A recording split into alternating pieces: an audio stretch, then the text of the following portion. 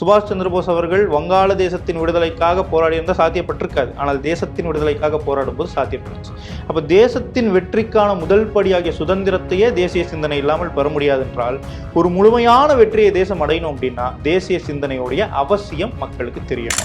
இன்னைக்கு தேசிய சிந்தனை தேவை அப்படின்றத நம்மளுடைய குறிக்கோள். அதற்கு எதிராக யார் இருந்தாலும் எதிர்க்க வேண்டியது அவசியம், எதிர்ப்போம். இந்த நேஷனல் சோசியலிஸ்ட் பார்ட்டி அப்படிங்கிற கட்சியுடைய பிரதானமான கொள்கைகள் அப்படின்னு எதையெல்லாம் நீங்க சொல்லுங்க. உலகத்தின் முதன்மை தேசமாக அன்னை பாரதம் வரணும், அதில் சிறந்த மாநிலமாக நமது தமிழகம் இருக்கணும், அதை நோக்கி நம்ம பயணிக்கணும் அப்படின்றத நம்முடைய லட்சியம், நோக்கம், கொள்கை தான். நல்ல குடும்பம், நல்ல நண்பர்கள் எல்லாமே இருக்கு, நல்ல நிறுவனம் எல்லாமே இருக்கும் பொழுது அரசியலுக்கு வந்தால் இதெல்லாம் இழப்பதற்குண்டான வாய்ப்பு இருக்குன்னு தெரிஞ்சும் நம்ம பிறவி கடன் இது.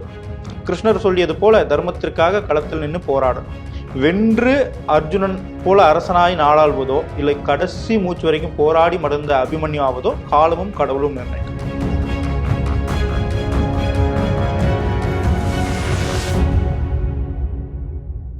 ஸ்ரீ டிவி நேயர்களுக்கு வணக்கம். சிறப்பு பார்வை நிகழ்ச்சியில் மீண்டும் சந்திப்பதில் மகிழ்ச்சி. இது தேர்தல் காலம். தேர்தல் களம் சூடு பிடித்திருக்கிறது. இப்போ தான் கூட்டணி, திமுக தரப்பில் கூட்டணி உறுதியாயிடுச்சு. ஆனாலும் பேச்சுவார்த்தை, தொகுதி பங்கீடு போயிட்டுருக்கு. அதில் என்ன பிரச்சனை வரும் அப்படிங்கிறதுலாம் ஒரு பக்கம். தேசிய ஜனநாயக கூட்டணி அது ஒரு பக்கம் போயிட்டுருக்கு. விஜய் யாரோடு சேருவாருங்கிறதெல்லாம் போயிட்டுருக்கு. இதன் மத்தியில் புது கட்சியும் தொடங்கி இருக்கிறாங்க. அப்படி புதிதாக ஒரு கட்சியை லான்ச் பண்ணியிருக்கிறாங்க. நேஷ்னல் சோசியலிஸ்ட் பார்ட்டி அப்படின்னு சொல்லி சசிகரன் அவர்கள் நேஷனல் சோசியலிஸ்ட் பார்ட்டி, நேஷனலுங்கிறது தேசியத்தின் மீது நம்பிக்கையோடு இருந்ததுன்னா, சோசியலிஸ்ட் உங்கள் கம்யூனிஸ்ட் சார்பாக இருக்கிறாங்களா அப்படிங்கிறது நமக்கு தெரியல. அவர் இன்னைக்கு நேர்காணலில் நம்ம ஸ்டூடியோக்கு வந்திருக்காங்க. ஸ்ரீ டிவி நேயர்கள் சார்பாக அவர் வர இருக்கேன். வணக்கம். வணக்கம் சார். நான் ஆரம்பத்தில் சொன்னது மாதிரி நேஷனல் சோசியலிஸ்ட் பார்ட்டி அப்படின்னு, இப்போது இருக்கக்கூடிய பெரும்பாலான கம்யூனிஸ்டுகளுக்கு நேஷனலிசம் இல்லை அப்படிங்கிறது பலருக்கும் ஒரு கருத்தாக இருக்கிறது. அதை ரெண்டும் கலந்து ஒரு பார்ட்டிக்கு பேர் வச்சுருக்கீங்க. இந்த பார்ட்டியை எப்போ லான்ச் பண்ணீங்க, உங்களுடைய பின்னணி என்ன, நம்ம நேயர்களோடு பகிருங்க. அதாவதுங்க, முதல்ல வந்து பார்த்தீங்க அப்படின்னா 2011 இந்த எண்ணம் இருந்ததுங்க, தேசத்திற்கு ஏதாவது செய்யணும் அப்படின்னு. 2012 RSS என்ற இயக்கத்தில் நான் வந்து சேர்ந்தேங்க. அதில் கேம்ப் எல்லாமே முடிச்சிருக்கேன். ஸோ தேசிய சிந்தனை இன்னைக்கு தமிழ்நாட்டில் குறைஞ்சிட்டு இருக்கா அப்படின்றது கண்கூட எல்லாரும் பார்க்கக்கூடிய ஒரு விஷயம். அப்போ தேசிய சிந்தனை தேவை. நான் பொதுவாக வந்து பார்த்தீங்கன்னா தலைவராக ஏற்றுக்கொண்டிருக்கக்கூடியவர் நேதாஜி சுபாஷ் சந்திரபோஸ் அவர்கள். அவர் முன்வைத்த சித்தாந்தம் வந்து தேசிய பொது உடைமை. பொது உடைமை அப்படின்னா நிறைய பேர் கம்யூனிஸ்டோட கம்பேர் பண்ணி கன்ஃபியூஸ் ஆயிடுவாங்க. ஸோ தேசிய பொது உடைமை அப்படின்னா இந்த தேசத்தில் இருக்கக்கூடிய அத்தனை வளங்களும் அத்தனை பேருக்கும் சமமாக கொடுக்க வேண்டும் அப்படின்ற எண்ணத்தில் இருப்பது தான் தேசிய பொது உடைமை. எப்படி ஒரு சூரியன் வந்து எல்லாருக்கும் பொதுவாக இருக்கிறாரோ, ஒரு சந்திரன் எப்படி எல்லாருக்கும் பொதுவாக இருக்கிறாரோ, ஒரு அரசாங்கம் என்பது எல்லாருக்கும் பொதுவாக இருக்கணும். அந்த வாய்ப்பை பயன்படுத்தி கொண்டு வளரக்கூடிய விதம் வந்து அந்த தனி நபரை சார்ந்திருக்கும். ஆனால் அரசாங்கமும் அரசும் பொதுவாக இருக்கணும் அப்படின்றது தான் பொது உடைமை. ஒரு சிம்பிள் வித்தியாசம் மட்டும் சொல்லிடுறேன். கேபிட்டலிசம், கம்யூனிசம், சோசியலிசத்துக்கு என்ன வித்தியாசம் அப்படின்னு. ஒரு நிர்வாகம் நல்லா இருக்கணும் அப்படின்னா முதலாளி நல்லா இருந்தால் போதும், நிர்வாகம் நல்லா இருக்கும், கம்பெனி நல்லா இருக்கும்னு நினைச்சா கேபிட்டலிசம். தொழிலாளர் நல்லா இருந்தால் போதும், கம்பெனி நல்லா இருக்கும் அப்படின்னு நினைச்சா கம்யூனிசம். தொழிலாளியும் முதலாளியும் சேர்ந்து இந்த நிர்வாகம் நல்லா இருக்கிறதுக்காக உழைக்கணும். அப்படி உழைச்சாதான் நிர்வாகம் நல்லா இருக்கும். நிர்வாகம் நல்லா இருந்தால் எல்லாருமே நல்லா இருப்பாங்கன்றது தான் நேஷனல் சோசியலிசம். இதுதான் நம்மளுடைய பொருளாதார விளக்கம். இதை எப்போ லான்ச் பண்ணீங்க, உங்களுடைய பேக்ரவுண்ட் என்ன, ஏன் இப்பொழுது அப்படி ஒரு பார்ட்டி தொடங்குவதற்கான தேவை வந்தது? அதாவது 2011 நான் அரசியலை பற்றிய பயணத்தில் இருந்தேங்க. 2015-16 நான் வந்து யூபிஎஸ்சி படித்தேங்க. சென்னையில் வந்து பார்த்தீங்க அப்படின்னா மரியாதைக்குரிய சைகை துரைசாமி அவர்களுடைய அறக்கட்டளையில் தான் படித்தேன். படிக்கும்போது வந்து நான் ஒரு விஷயம் தெரிஞ்சுக்கிட்டேன். இங்கே சட்டங்கள் இயற்றப்படுத்து அதை நடைமுறைப்படுத்துறதை விட சட்டங்கள் இயற்றப்படுறதுலேயே சில பிரச்சனைகள் இருக்கு அப்படின்றத தெரிஞ்சுக்கிட்டேன். சட்டத்தை இயற்றக்கூடிய அதிகாரம் அரசியலுக்கு மட்டும்தான் இருக்குங்க. அதனால அரசியலை தவிர வேற எந்த அதிகாரத்தாலையும் சட்டத்தை இயற்ற முடியாது. சட்டத்தை இயற்றாமல் நாம் காணக்கூடிய கனவை நனவாக்க முடியாது. அதனால அந்த ஒரு துறையில நம்ம ஈடுபடுத்தி கொள்ளணும். இதுதான் நம்மளுடைய பிரதான வேலைங்க. இதோட சேர்ந்து நான் இன்வெஸ்ட்மெண்ட் பேங்கிங் முடிச்சிருக்கேன். ஸோ இன்வெஸ்ட்மெண்ட் பேங்கிங் சம்மந்தப்பட்ட பிஸ்னஸ்லாம் பண்ணிட்டு இருக்கேங்க. அது பொருளாதார மேன்மைக்காக. பட் தேசத்தின் முன்னேற்றத்திற்காக நம்ம முழு நேரமாக இருக்கணும் அப்படின்னா அரசியலை தவிர வேற வழி இல்லை. அதனால அரசியலில் பயணிக்கிறேங்க. ஆர்எஸ்எஸ்ல இருக்கும் பொழுது எனக்கு நிறைய ஆப்ஷன் இருந்தது. நம்ம எந்த கட்சியில் சேரலாம் அப்படின்னு. இன்னைக்கு தேசியம் பேசக்கூடிய கட்சிகள் எடுத்துக்கிட்டிங்கன்னா விரல் விட்டு எண்ணிடலாம். அப்போது பாஜகவில் இணையலாம் நிறைய பேர் சொன்னது, நிறைய நம்மளுடைய நண்பர்கள் எல்லாருமே பாஜகவில் இணையலாம் அப்படின்றத சஜஸ்ட் பண்ணாங்க. பாஜகவுக்கும் நமக்கும் முரண் இல்லை, சில வித்தியாசங்கள் இருக்கு. என்ன அப்படின்னா, ஹிந்து என்பது மதம்னு பல பேர் சொல்றாங்க, ஹிந்து என்பது வாழ்வியல் முறைன்னு பாஜக சொல்லும். அதையும் கடந்து ஹிந்து என்பது அடிப்படை அடையாளம்னு நம்ம சொல்றோம். இந்த சின்ன சின்ன வித்தியாசங்கள் வேறு வழி இல்லாமல் தனித்த பாதையை தேர்ந்தெடுக்க வேண்டிய ஒரு சூழல் உருவாச்சு. அதனால இந்த முடிவு. இதை எப்போ லான்ச் பண்ணீங்க? 2019. 2019 லான்ச் பண்ணால் கூட 2021 தேர்தல் நீங்கள் நிற்கல. இப்போ 2026 தான் தேர்தல் நிற்கிறீங்க அப்படின்னா, இத்தனை ஆண்டு காலம் உங்களுடைய கட்டமைப்பை ஏதாவது விரிவுபடுத்திருக்கீங்களா? ஆமாம், நிச்சயமாங்க. நம்ம தமிழ்நாட்டை வந்து 5 ஜோனாக பிரிச்சிருக்கோங்க. 5 ஜோனாக பிரித்து ஒவ்வொரு ஜோன்லேயும் அதற்கான நம்மளுடைய சித்தாந்தத்தை ஏற்று, நம்மளுடைய அந்த கொள்கையை ஏற்று, நம்ம எப்பயுமே சொல்கிறது தான், எனக்காக யாரும் வர வேணாம், என் துணை இருப்பதற்காக வரணும். என்னென்னா, ஒற்றை சிந்தனை இருக்கக்கூடியவர்கள் நம்ம சேர்ந்து இந்த லட்சியத்தை நோக்கி பயணிக்கணும். அதற்காக வர்றதுக்கு நம்ம சினிமா பேக்ரவுண்டு கிடையாது, எந்த விதமான பெரிய பொருளாதார வலிமை கிடையாது. அப்படி இருக்கும்போது ஒரு எளிய மகனாக வெறும் கொள்கையும் சித்தாந்தத்தையும் மட்டுமே வைத்து களத்துக்கு வரும்போது அந்த நேரம் எடுக்கும். அந்த நேரம் தான் 2021 நம்மளால களமாட முடியாத காரணம். 2024 பாஜகவை ஆதரிச்சு நம்ம தமிழ்நாடுல நமக்கு எங்கெங்கெல்லாம் வலிமை இருக்கோ அங்கெங்கெல்லாம் நம்ம வந்து துணை நின்னோமுங்க. 2026 நம்மளுடைய கட்சி களம் காணணும் அப்படின்ற ஒரு நோக்கத்தோட நம்ம நிற்கிறோம். இப்போ இந்த தேர்தலில் எத்தனை தொகுதிகளில் நீங்கள் நிற்கலான் இருக்கீங்க? ஏதாவது ஒரு இப்போ 2 பிரதான அலையன்ஸ் இருக்குது, இந்த பக்கம் நீங்கள் நிற்கலான்னு பார்க்குங்க, இல்லை நடுப்புற நாங்கள் தனியாகவே விஜய் மாதிரி தனியாக நிற்கலாம் அப்படின்னு நினைக்கிறீங்களா? அதாவதுங்க, நம்ம வந்து கட்சியை கடந்து நபர்களை கடந்து கொள்கை ரீதியாக மட்டும்தான் களத்துக்கு வந்திருக்கோங்க. ஏன்னா கொள்கைக்காகத்தான் அரசியல். அப்போது திமுக சார்ந்த ஒரு கூட்டணியில் நம்ம இருக்கக்கூடிய வாய்ப்பே கிடையாது, ஏன்னால் கொள்கை எதிரானது. அப்போ தேசிய ஜனநாயக கூட்டணியில் நிற்பதற்குண்டான வாய்ப்பு நமக்கு கிடைக்குமா அப்படின்னு தெரியல. அதற்கான முயற்சிகள் இருக்கு. அப்படி கிடைக்காவிட்டாலும் நம்மளுடைய குரல் நாம் ஒலித்து கொண்டே இருக்க வேண்டும். சமுதாயத்தில் நம்மளுடைய கருத்து செல்லணும் அப்படின்னா நம்ம அரசியல் அதிகாரத்தை நோக்கி பயணிக்கணும். அப்போ தனித்து நிற்க வேண்டிய சூழல் ஏற்பட்டால் தனித்து நிற்பதற்கும் தயார். சாதாரணமாக தமிழகத்தை பொறுத்தளவு தேசியம்ங்கிறது இந்த மக்களுக்கு எல்லார்ட்டையும் இருக்குது அப்படிங்கிறது எல்லாருக்கும் தெரியும். 67 வரைக்கும் இங்கே காங்கிரஸ் தான் ஆட்சி செய்தது, அதற்கு பிறகு தான் திமுக வந்தது. ஆனால் அதன் பிறகு பெரும்பாலான கட்சிகள் புதுசாக ஏதாவது ஒரு கட்சி வந்தால் கூட தங்களுடைய கொள்கை தலைவர்களாக சில பேரை காட்டுவாங்க, திராவிடம்ங்கிறத அந்த கட்சியின் பேராக சேர்த்துப்பாங்க. நீங்கள் வந்து இப்போ தேசியத்துக்கு எதிராக பல பேர் பேசிகிட்டு இருக்கிற நேரத்தில் நேஷ்னல் சோசியலிஸ்ட் பார்ட்டி அப்படின்னா இது எப்படி என்ன சொல்கிறது மார்க்கெட் ஆகும்? அதாவதுங்க, நம்ம இன்னைக்கு வந்து அது நல்லா வித்துற முடியுமா அப்படின்றதுக்காக நம்ம ஆரம்பிக்க தொழில் இல்லை, இன்வெஸ்ட்மெண்ட் அந்த இதில் இருக்குங்கிறதுனால நான் அந்த கேள்வி நல்லா வித்துற முடியும் அப்படின்றதுக்காக கொண்டு வந்த பொருள் அல்ல. இன்னைக்கு தேசத்திற்கு தேவையான சித்தாந்தம் தேசியம்.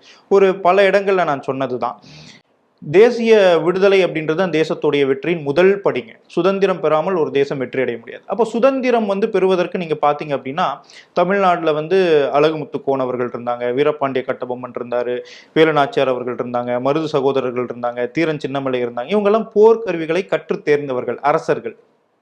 இவர்களால் சுதந்திரம் பெற்றுத்தர முடியல. காரணம் என்னன்னா, ஒரு சின்ன சின்ன ராஜ்யங்கள் பகுதிகளாக சுருக்கப்படும் போது ஆங்கிலேயன் எளிதாக வென்றுட்டாங்க. ஆனால் நம்மளுடைய கட்சி கொள்கை தலைவர்களாக நம்ம 2 பேரை சொல்கிறோம். ஒன்று வந்து பார்த்தீங்க அப்படின்னா சத்ரபதி சிவாஜி மகாராஜ் அவர்கள், இன்னொன்று வந்து பார்த்தீங்கன்னா பிரதானமான தலைவர் நேதாஜி சுபாஷ் சந்திர போஸ் அவர்கள். இப்போ நேதாஜி சுபாஷ் சந்திர போஸ் அவர்களாகட்டும், பகத்சிங் அவர்களாகட்டும், இன்னும் சில பேரெல்லாம் பார்த்தீங்கன்னா எளிய பிள்ளைகள். அவங்க யாருமே வந்து அரச பதவிகளில் இருந்தவங்க கிடையாது, போர்க்கருவிகள் பயின்றவர்கள் கிடையாது. ஆனால் அவர்களெல்லாம் ஒன்று சேர்ந்து சுதந்திரத்தை சாத்தியப்படுத்த முடிந்தது. காரணம், சுபாஷ் சந்திர போஸ் அவர்கள் வங்காள தேசத்தின் விடுதலைக்காக போராடி இருந்தால் சாத்தியப்பட்டிருக்காது, ஆனால் தேசத்தின் விடுதலைக்காக போராடும் போது சாத்தியப்பட்டுச்சு. அப்ப தேசத்தின் வெற்றிக்கான முதல் படியாகிய சுதந்திரத்தையே தேசிய சிந்தனை இல்லாமல் பெற முடியாது என்றால், ஒரு முழுமையான வெற்றியை தேசம் அடையணும் அப்படின்னா தேசிய சிந்தனையுடைய அவசியம் மக்களுக்கு தெரியணும். இன்னைக்கு திராவிடம் அப்படின்றது வந்து பாத்தீங்க அப்படின்னா தேசிய சிந்தனையிலேருந்து விளக்க நினைக்கிறாங்க. தேசிய சிந்தனையும் நம்ம பேசிட்டோம்னா திராவிடமும் உள்ளடங்கிறோம், தமிழ் தேசியமும் உள்ளடங்கிறோம், அத்தனை சித்தாந்தங்களும் உள்ளடங்கி தேச உண்மைக்காக நம்ம வந்து நிற்கணும் அப்படின்றது நம்மளுடைய கருத்து. நீங்கள் திராவிடம் தமிழ் தேசியம்னு சொல்லும் பொழுது, நீங்கள் தமிழ் தேசியத்துடைய தலைவர் சீமானால கவரப்பட்டீர்களோன்னு உங்களுடைய சொல்லாடல்ல என்னால் புரிஞ்சுக்க முடியுது.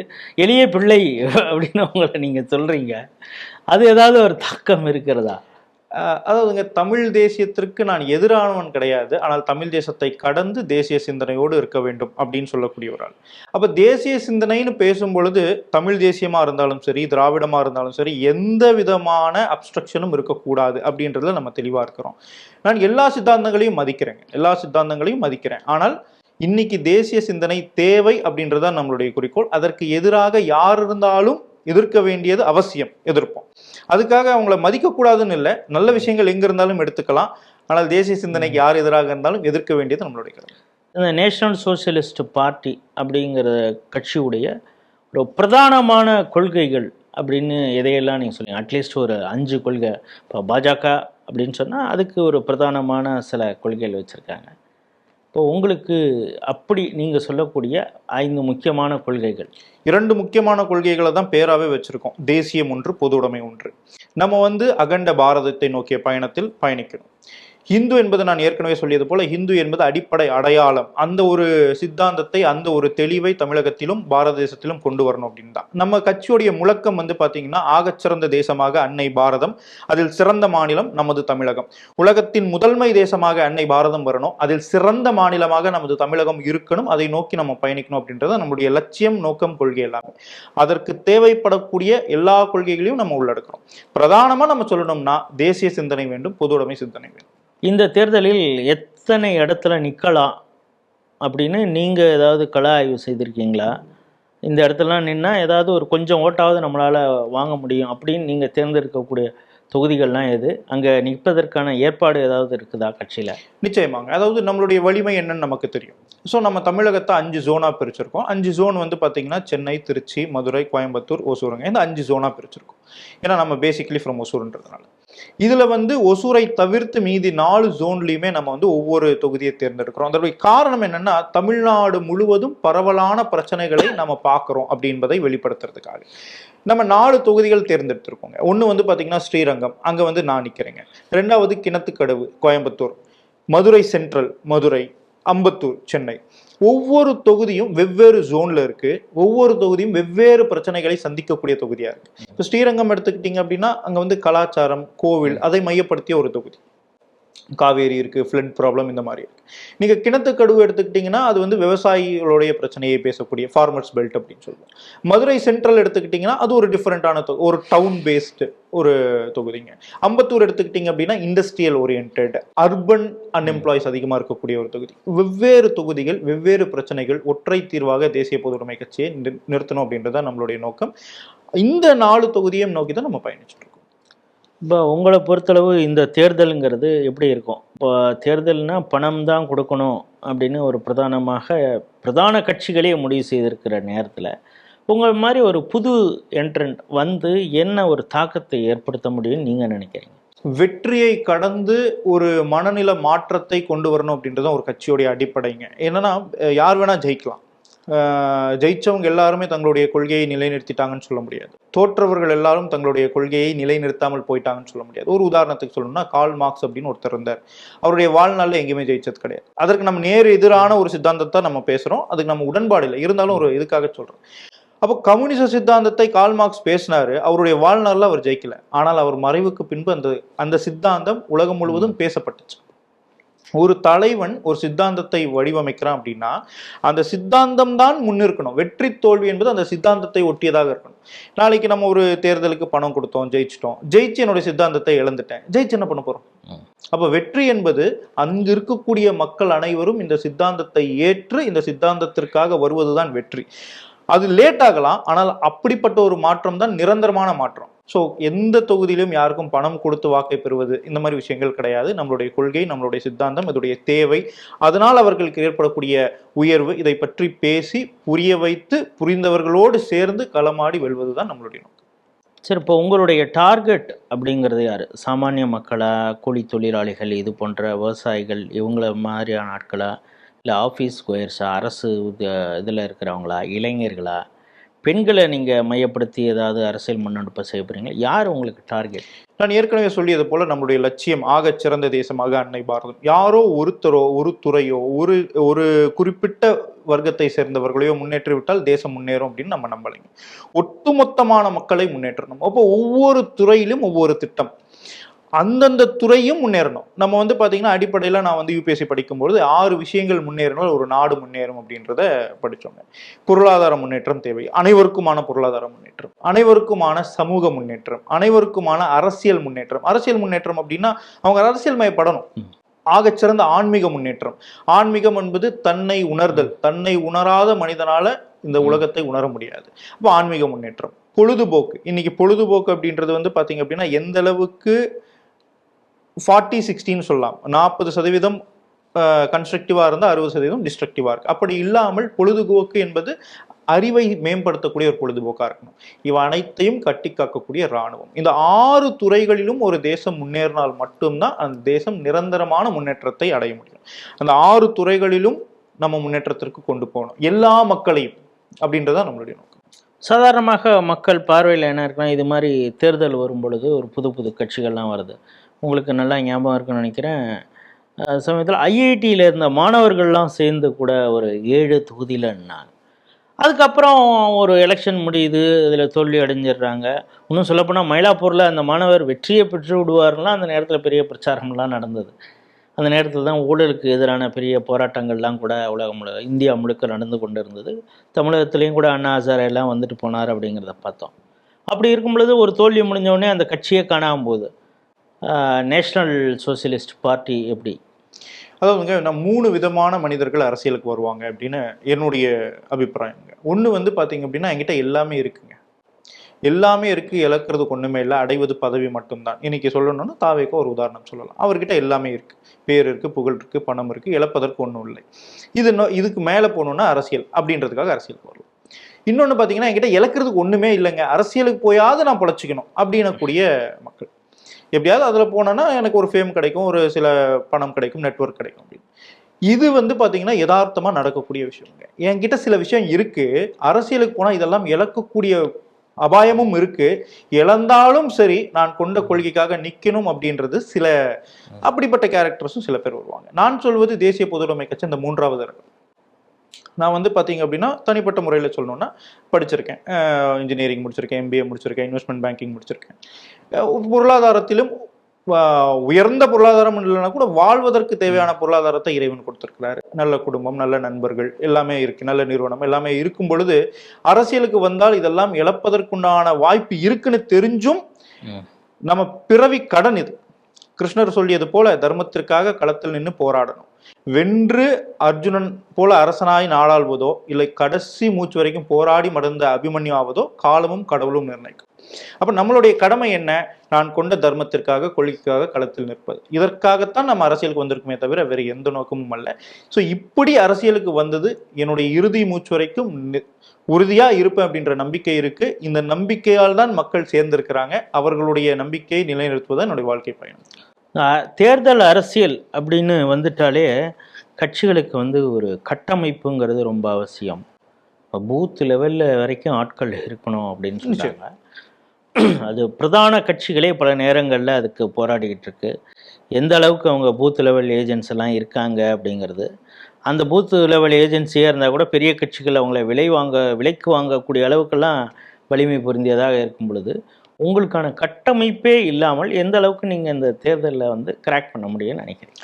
நம்ம வந்து பார்த்தீங்கன்னா இந்த தேர்தலில் நம்ம ஜெயிச்சிருவோம், நம்மளை நம்பி வரக்கூடிய யாரையுமே நம்ம வந்து இந்த போலியான பிம்பத்தை உருவாக்கி காட்டுறது கிடையாதுங்க. நம்ம இந்த தேர்தலில் ஜெயிச்சிருவோம், இந்த தேர்தலில் நம்ம சொல்கிற ஆட்சி வந்துடும், இல்லை நம்ம ஆட்சிக்கு வந்துடும்னு சொல்ல போகிறது கிடையாதுங்க. நம்ம 4 தொகுதி இது பண்ணுறோம். ஆன் அன் ஆவரேஜ் ஒவ்வொரு தொகுதிக்கும் 350 பூத்துங்க. நம்ம வந்து பார்த்தீங்கன்னா 10 பூத்துக்கு ஒரு நபர் அப்படின்னா ஒரு தொகுதியில 35 நபர்கள் இருந்தாலே 10 பூத்துக்கு ஒரு நபரை வைத்து நம்மளால வந்து இது பண்ண முடியுங்க. இன்னைக்கு நமக்கு பாத்தீங்க அப்படின்னா நம்மளுடைய கட்டமைப்பு ஒரு பூத்துக்கு ஒரு நபரை உருவாக்கக்கூடிய அளவிற்கு நம்மளுடைய கட்டமைப்பு இருக்கு. நான் சொல்றது இந்த 4 தொகுதிகளுக்கு மட்டும். அப்போ ஒரு பூத்துக்கு ஒருத்தர் இருப்பாங்க. நான் வந்து RSSல இருக்கும்போது எனக்கு சொல்லுவாங்க, சாதாரண நார்மலான கட்சிகள், அரசியல் கட்சிகள் 10 பேர் என்ன பண்ண முடியுமோ கம்யூனிஸ்ட் சித்தாந்தத்தை கொண்ட அதுல ஊறி திளைத்த ஒருத்தர் பண்ணிடலாம். 10 கம்யூனிஸ்ட் சித்தாந்தத்தை சேர்ந்தவர்கள் என்ன பண்ண முடியுமோ ஒரு RSS காரங்க அதை பண்ணிடலாம். ஏன்னா அந்த அளவுக்கான ஒரு தெளிவும் அந்த அளவுக்கான ஒரு ஃபோக்கஸ்டு திங்கும் அர்ப்பணிப்பும் அவங்களுக்கு இருக்கும். ஸோ தேசிய பொதுவுடைமை கட்சியில மக்கள் தொகை சிறியதா இருக்கலாம், ஆனா அவங்க இருக்கக்கூடிய அந்த அர்ப்பணிப்பாகட்டும், அவங்க எடுத்திருக்கக்கூடிய கமிட்மெண்ட் ஆகட்டும், நார்மலாக ஒரு அரசியல் கட்சியில ஒரு 10 பேர் 15 பேர் என்ன செய்ய முடியுமோ ஒருத்தர் அதை செஞ்சிருவாங்க. இப்போ ஒரு தொகுதிக்கு பூத்துக்கு ஒருத்தர் இருக்கிறாங்க அப்படின்னா நிச்சயமான ஒரு மாற்றத்தை நம்மளால உருவாக்க முடியும், ஒரு இம்பாக்டை நம்மளால உருவாக்க முடியும். வெற்றி தோல்வி என்பதை கடந்து தான் நம்ம அரசியலுக்கு வந்திருக்கோம். ஸோ நீங்கள் தேர்தல் அப்படின்னு அரசியலுக்கு வந்தாலும் கூட வெற்றி தோல்விங்கிறது எங்களுக்கு அடுத்தது தான். நாங்கள் சார்ந்த கொள்கையை முன்னிறுத்தி இந்த தேர்தலில் நிற்க போகிறோம், 4 தொகுதிகளில் முடிவு செய்திருக்கோம் அப்படிங்கிறீங்க. உங்களுடைய நல்ல நோக்கம் நிறைவேற ஸ்ரீ டிவி சார்பாகவும் நேயர்கள் சார்பாகவும் வாழ்த்துக்களை தெரிவித்துக் கொள்கிறோம். இந்த தேர்தல் குறித்து நீங்கள் ஏதாவது சொல்ல விரும்புனீங்கன்னா கடைசியாக. நிச்சயமாங்க. அதாவது பார்த்தீங்க அப்படின்னா மக்களுக்கு நம்ம சொல்ல விரும்புவது, தனி நபரை வைத்தோ அரசியல் கட்சியை வைத்தோ உங்களுடைய வாக்கை செலுத்தாதீங்க. அவங்க என்ன கொள்கையை சார்ந்திருக்கிறாங்க, என்ன திட்டங்களை முன்வைக்கிறாங்க, அந்த திட்டங்கள் வந்து பார்த்தீங்க அப்படின்னா நாட்டுக்கு செயல்படுத்த முடியுமா, அதுக்கான பொருளாதாரம் நாட்டுக்கிட்ட இருக்க. ஒரு உதாரணத்துக்கு எல்லா கட்சியும் இன்னைக்கு 1000 ரூபாய் தரேன், 1500 ரூபாய் தரேன், 2000 ரூபாய் தரேன் அப்படின்றாங்க. அப்போ ஒரு 2000 ரூபாய் தராங்க அப்படின்னா ஏறக்குறைய 2.5 கோடி ரேஷன் அட்டைதாரர்கள் தமிழகத்தில் இருக்கிறாங்க. அப்போ நீங்க எடுத்துக்கிட்டீங்க அப்படின்னா கிட்டத்தட்ட 5000 கோடி மாசத்துக்கு வருது. அப்போ வருஷத்துக்கு எடுத்துக்கிட்டீங்கன்னா 60,000 கோடி. தமிழ்நாட்டுடைய பட்ஜெட் 4,37,000 கோடிங்க. அப்போ 4,37,000 கோடியில் 60,000 கோடி வெறும் இந்த உரிமை தொகை வழங்குவதற்கு மட்டுமே போயிடுது. அதுக்கப்புறம் கல்விக்கு எடுத்துக்கிட்டிங்கன்னா 50,000 கோடி ஒதுக்குறாங்க, மருத்துவத்துக்கு எடுத்துக்கிட்டிங்கன்னா 25,000 கோடி ஒதுக்குறாங்க. இது எல்லாமே உங்களுக்கு வந்து ஒரு பேசிக் லைஃப் அன்றாட வாழ்க்கை வாழ்வதற்கான தொகையாகவே முடிஞ்சிருது. இதை கடந்து 50,000 கோடி கடன் வாங்க வேண்டியதாக இருக்குது. ஒரு நாளைக்கு 200 கோடி ரூபாய் வட்டி கட்டக்கூடிய சூழலில் தமிழகம் இருக்குது. இதையெல்லாம் தெரிந்து இதையெல்லாம் மாற்றக்கூடிய ப்ராக்டிக்கலான ஸ்டெப்ஸை யார் சொல்கிறாங்கன்னு பாருங்கள். அதே மாதிரி தொகுதி வாரியாகவும் சில பிரச்சனைகள் இருக்கும். அதுக்கு வந்து நான் அப்படி பண்ணிடுவேன், மேஜிக் பண்ணிடுவேன் இல்லாமல் ப்ராக்டிக்கலாக யார் என்ன சொல்கிறாங்கன்னு பாருங்கள். அவங்க சொல்வது நடைமுறையில் சாத்தியப்படுத்த முடியுமா, சாத்தியப்படுத்தக்கூடிய வலிமை அவங்களுக்கு இருக்கான்னு பாருங்கள். இதெல்லாம் பார்த்து பிறகு முடிவு செய்யுங்கள் யார் அந்த தொகுதியை வந்து வழி நடத்தணும் அப்படின்னு. அப்படிப்பட்ட முடிவுகள் அவர்களுக்கும் அந்த மக்களுக்கும் நாட்டுக்கும் நன்மை பயக்கும். அதுதான் அரசியல். அப்படிப்பட்ட அரசியல் தமிழகத்தில் வளர வேண்டும் என்பதற்காகத்தான் நம்ம அரசியல். உங்கள் நல்ல நோக்கம் நிறைவேறட்டும். நன்றி. நன்றிங்க. நன்றி.